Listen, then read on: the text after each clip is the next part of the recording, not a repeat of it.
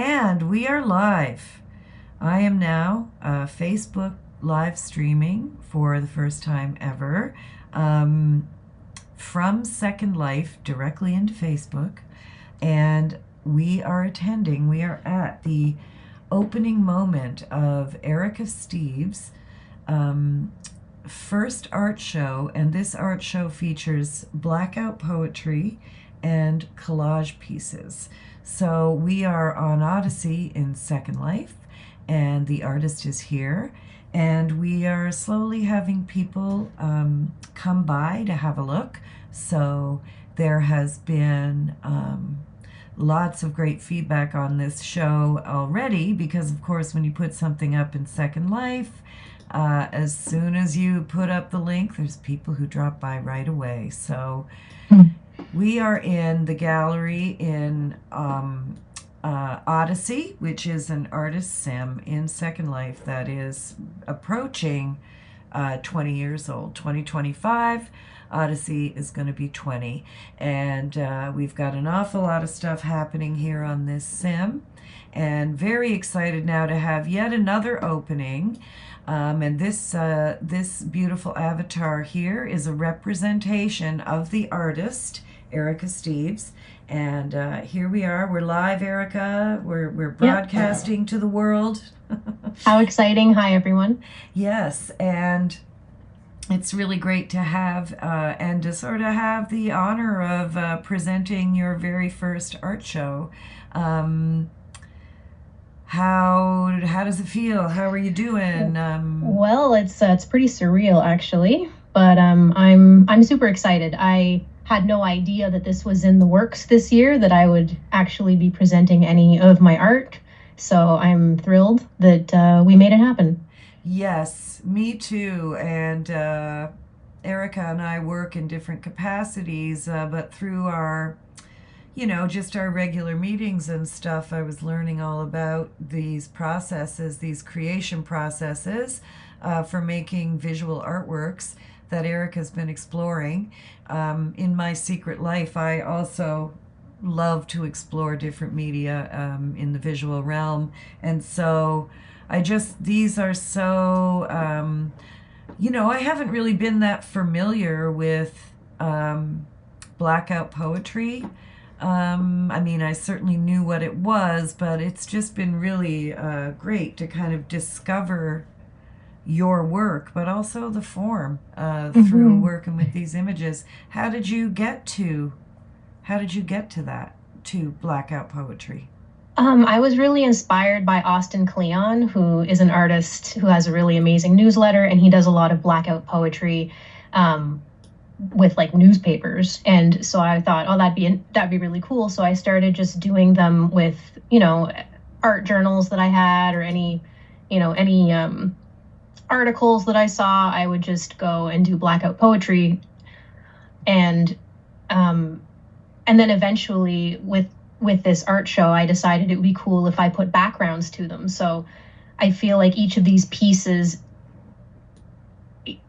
really is a little history, because first it was the poem and then it was the background, and the backgrounds are often my other art modalities. So one of them is pastels, another one is like a piece of another abstract art work that I've done. So it's really just a mixed media enterprise, and to see them really big on the wall is really fascinating for me, because the originals of these are tiny. Wow. In fact, so seeing them this big is it's quite awesome. Yeah, it's really neat to be able to play with scale in virtual spaces, and interesting, because when I think of these, I think of them as being larger, but they're actually quite small. Yeah, and it's really interesting what you say too about working from, say, the newspaper.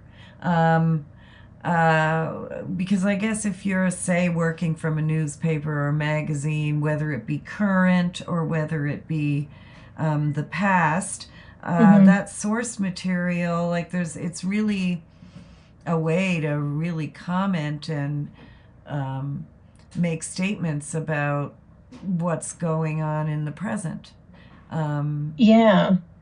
Yeah, and part of my thing with this is to not think very hard about what I'm doing. So I'm not trying to find words or make statements as such in the moment. It's more like for me it was just a process of being fully immersed in what I'm doing and choosing words I liked and things I thought were compelling, but not for any real meaning making in the moment, just barely thinking about it. And then afterwards it's like I read them again and I'm like, oh, this is really great. Like, how did I even how did I even come up with this, so like the meaning emerges at the end for me, and I'm fascinated by that. It's not like I come in and see it and go, okay, that's what I'm going to make happen.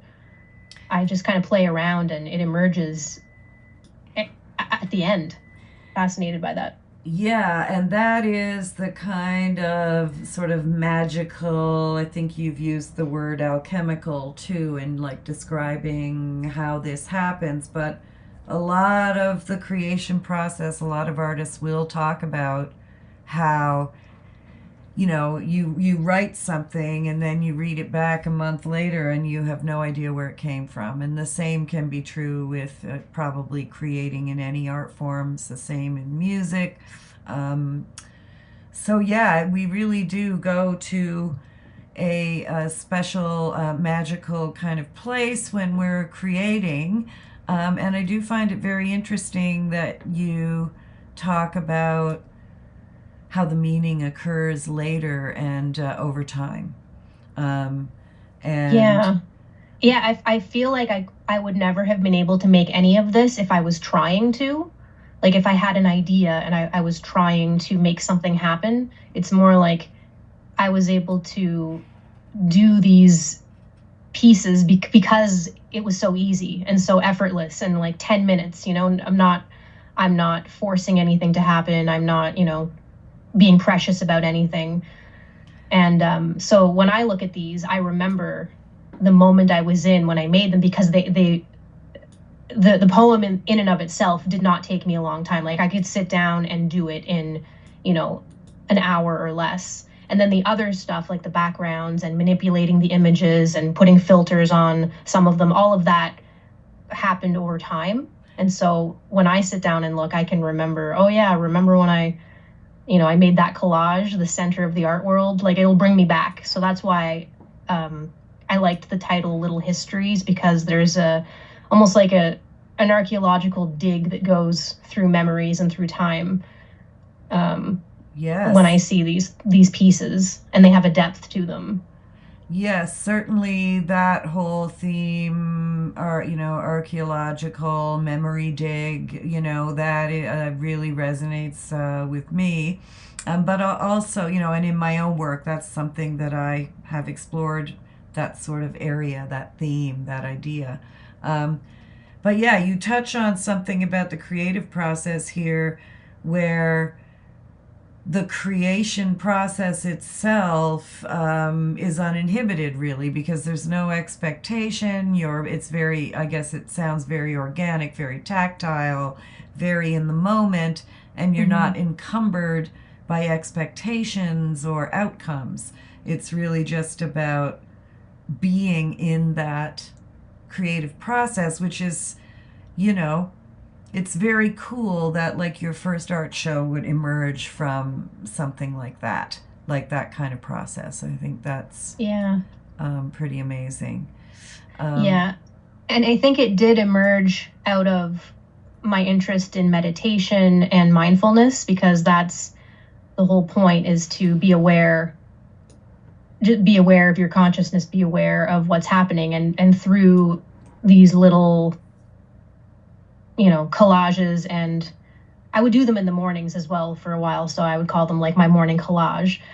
And in doing that, I was able to be with myself I don't know, in a very meditative way. mm-hmm. And so to have the pieces emerge over time into this form and be made big in a digital space is super fascinating, because if you look at some of them, especially the one right in front of us now, the center of the art world, you can see that I you can see the actual paper that I tore into pieces with my hands. This was not made with any scissors or anything. That was one of my constraints. I was like, what do I do if I just don't have scissors today? And I made this one. So it's interesting to see an analog tactile piece of art rendered digitally like this. Yes, and I love that about this piece, like the textures that you can like really, take in. Um, and I will say, because it just sparks this idea. This is what's been happening with the BBMC, which is the Black Bag Media Collective. We go by BBMC now because it's easier and shorter, and we are the entity that runs Odyssey, and we've done an awful lot of work in virtual spaces, in VR chat, building worlds, creating online and virtual events, that kind of stuff. But over the last little while, there is almost a return by quite a number of our members and associates to the analog world, which is very interesting, to photography.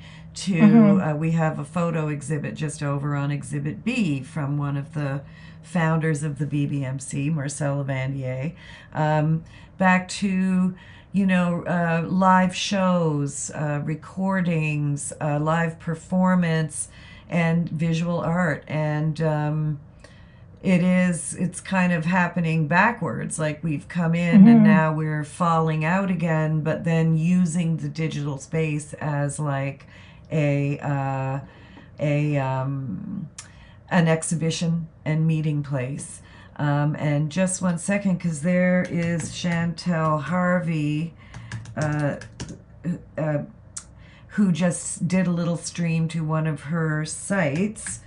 I'm just saying we are streaming too. And just to perhaps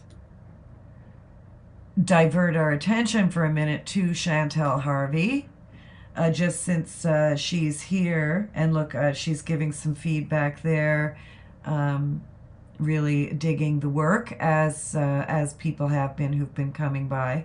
But earlier, Erika asked, who is Chantel Harvey? Chantel Harvey is a super influential community member in Second Life and in the art world, and a real pioneer in the world of machinima, which is screen captured animation. Chantel's been working in this area probably longer than I have, has had a lot of events that are international, have an international scope, and has featured artists from all over the world. And I've had the opportunity to present work at some of Chantel's events. And Chantel also runs a weekly meetup for machinimatographers in Second Life. So if you're a Second Life person, you are into shooting screen capture, you want to meet with other people, this is a highly attended event. And Chantel is a wonderful person to know and work with. Apart from being an artist in her own right, she's also a super community member who just supports and supports and supports. She's here of her own accord to stream. Yay. So thank you, That's Chantel. awesome. You probably can't hear me, but I'm talking about you and appreciating you. And wow, Alma, check out this avatar. I have never seen the like. Wow. Sorry, I have to say hello to Alma.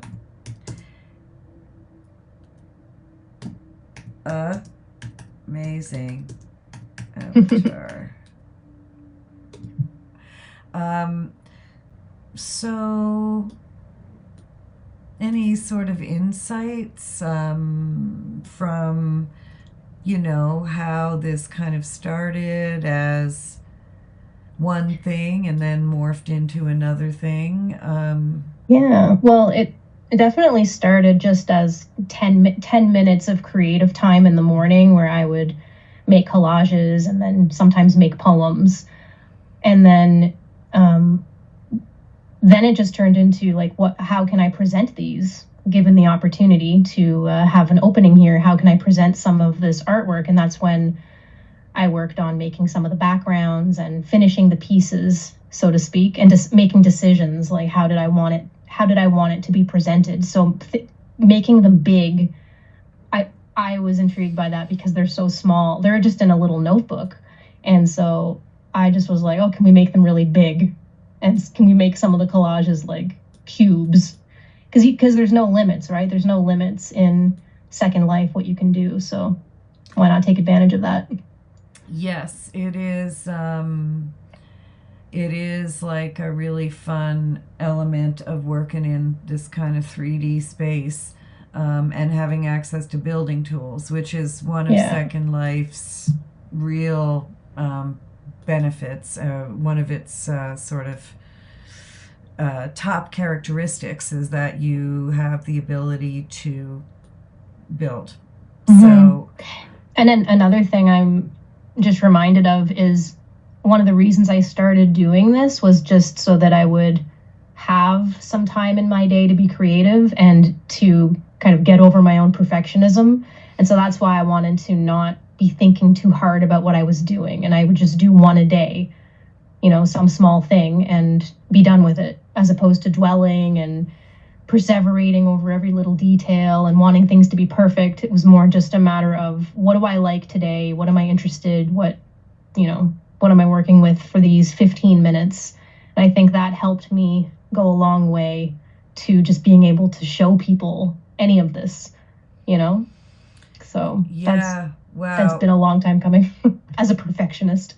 Well, there's definitely a big thing to take from the notion of if you just donate, dedicate a certain amount of time a day to a creation process, how you can really actually come and wind up with something very substantial.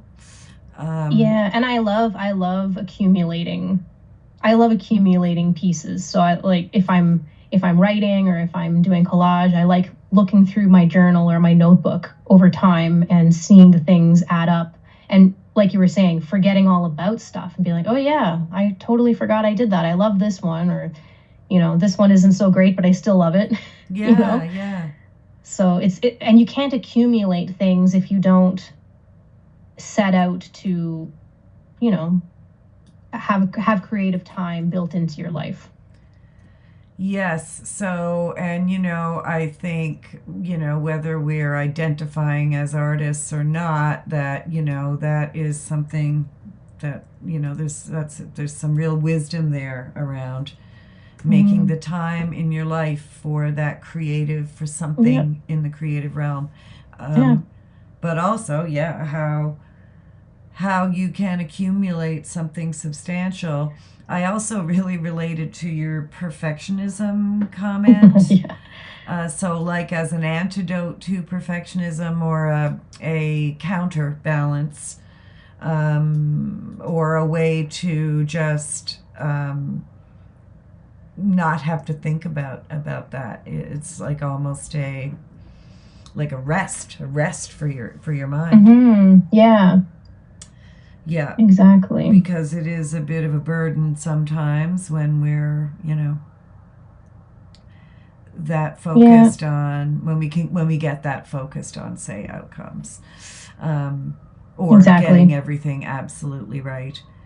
um, yeah, wow. So it is pretty fabulous to see all this stuff like this, big in big in the Yeah, city. I'm Yep. I'm excited by it.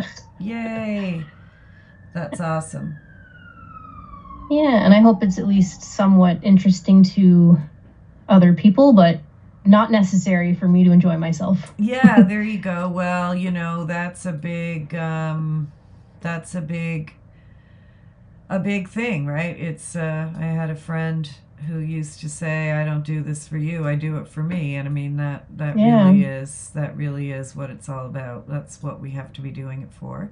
Um, and here we are. I've just got our little avatars now. framed in the stream. Another thing people might not recognize, but that I thought is really cool, is I wrote my artist statement and then I decided to make a blackout poem of that very statement itself. So the one on the wall that with the collage or with the pastel background with the flower right beside the artist statement, that is actually the same. Those are the same words. I've just blacked out a bunch of them and made a new thing out of it. So that's the whole point of this show, is the little histories. You take one thing and turn it into something totally new. And that's what collage is. You take bits of things and make new things, and you never start from completely scratch, really. So I thought that would be an interesting thing, to take my own words and do the blackout poetry on them, as opposed to, just the magazine articles or whatnot. So my own words have been manipulated and, recast in a new way. And I thought that was very interesting. And that's an interesting story too, because I remember it was one of the last things we did when we were installing the pieces in here, is you asked me what's it called? What's the title of the show? And I didn't have one. And I wanted to be true to how I made all these other things. I didn't want to think too hard about it. So what I did was I just walked around and what called out to me, that's what I wanted it to be. And so I saw this one with little histories and I was like, oh, that's perfect. Yeah. That's totally what this is all about. So that's how the title emerged, like right at the end. So I didn't walk in with an idea of these are going to be little histories. I just like, it came all the way at the end of the process, which I think really is what I'm talking about. That's how I love to make art, is not impose myself on it, but let it emerge, as it will. Yes, I mean, the word organic really comes to mind here, and that's where you want to be. In my experience, you want to be what you would call, it's almost like being in the zone, Yeah. That it is just about the process. And again, just coming back to where we seem to be going as a group, the trajectory, or what seems to be happening among some of my peers. This feeling, this desire to go back to process, to go back to that in real life process, I guess, is what I'm getting at, which maybe I think is different than from what's happening here, but it's going the other way. But I just think the interplay now between real life and virtual life is shifting in a way that I didn't expect, where there is more of a desire to kind of get out of the virtual, work in the real world, and then maybe use the virtual as a dissemination and meeting point, Yeah, that's certainly what we've done here with these pieces. Yes, I completely agree. And yeah, it's really neat. It's actually, strangely, because often the galleries here, they're people are using the space in for more digital or Second Life based creation. So it's really nice and actually a new thing for the space, to be seeing analog pieces like hanging on the walls. It's very cool. Yeah, I never would have thought that's where these would end up. Yeah, it's been a really interesting process to actually make them come to life for the purpose of other people viewing them. Yeah. No, it's like they're being set free or something. I love that. There's Ekim. It's nice to see Ekim, which is actually Mike. Hi, Mike. Oh, Mike. That's like a really old avatar. I'm gonna say hi. Hi, Ekim. Hi, Ekim. Yeah, that kind of avatar is something that we call a Ruth. Because one of the first avatars in Second Life, her name was Ruth, and she looked a lot like that. Love it. Now, some BBMC members never left the analog world to come into the digital world. And and that's okay. Um, but yeah, and should also mention that Erika is the main squeeze editor at the House of Zolo, which is a publishing and artist collective up here in Toronto. Do a lot of publishing of fine literature, but also working in presentation in virtual spaces and in live performance. We can probably end the stream now, and there's lots to see on Odyssey, and would really love you to check out Little Histories by Erika Steeves here in Exhibit A in the Odyssey Gallery on the Odyssey Simulator in Second Life.